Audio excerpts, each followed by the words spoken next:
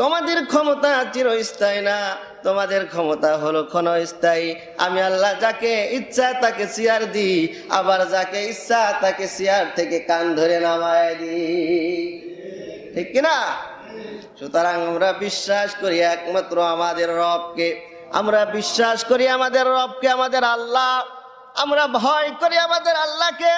এই জন্য আল্লাহর ভয় হয়ে যাওয়ার সাথে সাথে যখন মুয়াজ্জিন সাহেব মসজিদে আজান দিয়ে দিল, আল্লাহু আকবার, আল্লাহ সব থেকে বড়, মসজিদে যখন ঘোষণা হয়ে গেল হাইয়া আলাস সালাহ, কল্যাণের দিকে চলে আসো, তখন আমরা দুনিয়ার সমস্ত কাজ ফেলে রেখে ইয়া আইয়ুহাল্লাযীনা আমানু ইযা নুদিয়া লিস-সালাহ মিন ইয়াউমিল জুমআহ ফাসআউ ইলা যিকরিল্লাহি ওয়া দারুল